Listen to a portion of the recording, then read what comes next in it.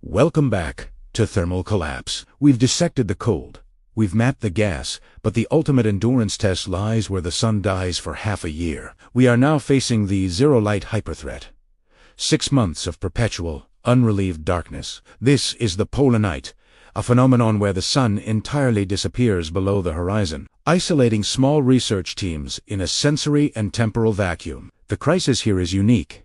It's not primarily thermal, but psychological. The true, silent killer in this environment is the collapse of the mind's seasonal affective disorder, chronic fatigue, cognitive breakdown, and unchecked paranoia rooted in isolation. You can't resupply, you can't evacuate. The only way out is through. This is the Polar Night Protocol, an aggressive minute-by-minute defense, covering light therapy, strict temporal conditioning, and managing the inevitable erosion of interpersonal trust in a confined, dark space. We will detail the exact spectrum of light required, the 3 layers of social quarantine, and the necessary psychological countermeasures to survive half a year of total sensory deprivation. The first 60 days of polar night are the most critical for establishing biological control. This is the circadian rhythm lock. Failure here means perpetual jet lag and inevitable cognitive decline. Full-spectrum light therapy is non-negotiable, but precision is everything. Team members must receive a minimum of 30 minutes of high-intensity, specific blue-spectrum light immediately upon waking. This wavelength is proven to most effectively suppress melatonin and simulate morning. The light intensity must be 10,000 lux. Do not use this light within 8 hours of designated bedtime. Misapplication causes insomnia. You must maintain an absolute, unwavering 24-hour cycle regardless of the external blackness. Meals, work shifts, maintenance checks, and fitness routines must occur at the same time every single day. The loss of ambient external cues causes the perception of time to accelerate or slow down dramatically. Rigidity combats this dangerous disorientation. Time must become a ritual, not just a reference point. Bedrooms must be a sanctuary of sensory deprivation. They must be kept completely dark during designated sleep hours, using blackout curtains and noise-dampening materials. Redshift lighting should be used 1 hour before sleep. This frequency doesn't suppress melatonin. Any disruption to the sleep cycle, even one night of fragmented sleep, is considered a protocol breach, exponentially risking team-wide fatigue and irrational behavior. Monitor the team for temporal sickness.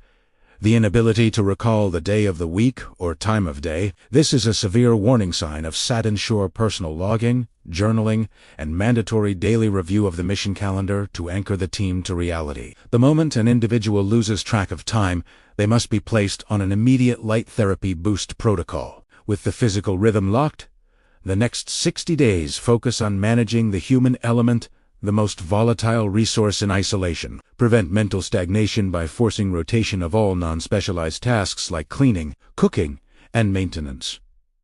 Furthermore, integrate mandatory novelty. Introduce new, simple hobbies or learning tasks weekly, like teaching someone a new language or starting a team board game championship. Novelty, even minor, combats cognitive fatigue and the repetitive drone of the dark environment. Monotony is a slow killer. Isolate interpersonal conflict using a threatier social quarantine protocol. Tier 1.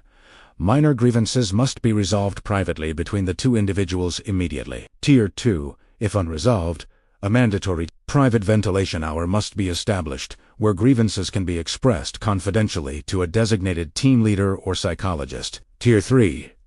Never address conflict publicly. Group confrontation is a viral threat to morale. The team leader acts as a neutral filtration layer, removing the emotional residue before it poisons the group dynamic. To combat the sensory void, continuous high-quality audio input, like podcasts, lectures, or music, must be encouraged for individual consumption via headphones, but never shared universally. The brain requires high cognitive load to function optimally. Encourage problem-solving tasks, complex reading, and detailed technical puzzles to keep the mind sharp, counteracting the general mental slowdown observed in deep winter isolation. Monitor for bubalab stress, the sudden, disproportionate reaction to minor irritations, like someone eating too loudly. This is a strong indicator of chronic stress and requires the individual to be immediately assigned a 24-hour shift of solitary, non-high focus work to reset their emotional equilibrium. By the midpoint, around 90 days in, energy levels and morale will drop critically, creating the highest risk window for catastrophic human error. This is the isolation low point. Each team member must submit a weekly, anonymous self-audit questionnaire, covering sleep, quality, mood, and stress levels.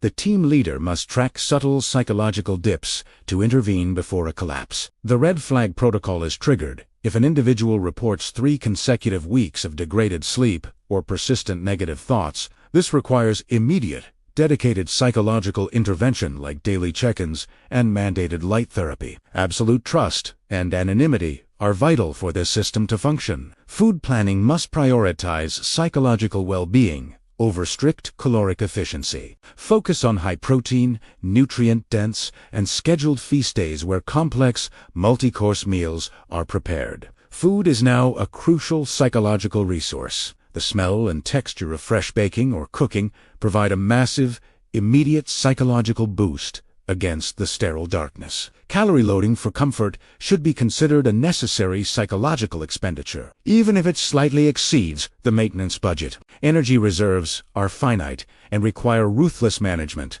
Implement a tiered consumption system. Tier 1 is non-negotiable: communications, life support, and specialized equipment. Tier 2 is limited: essential heating and food preparation. Tier 3 is strictly rationed: ambient lighting and personal comfort. Rationing energy for non-essential use must be transparent and strictly enforced. We're aiming for a 1.5 kilowatt ceiling daily for non-scientific use. Crossing this limit requires immediate, documented justification. Maintain a completely hidden and separate emergency stash of comfort food chocolate, high-sugar drinks, and psychological aids, like a new film or a new game. This stash is only deployed during a complete, team-wide morale failure, such as sudden equipment loss or a major psychological incident, to provide a single, powerful, and unexpected lift. As the sun nears the horizon after about 150 days, the danger shifts back to physical re-entry and psychological preparation for contact.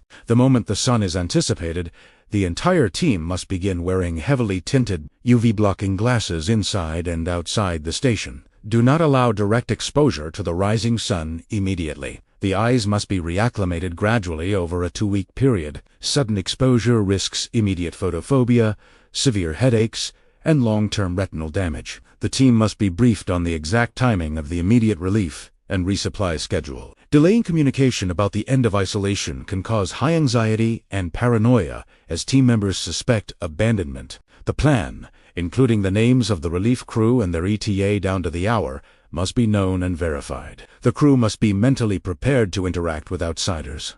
After months of zero-contact isolation, the ultimate lesson is permanent psychological hardening. Future efforts must focus on installing dedicated, dimmable ambient light systems that constantly change color.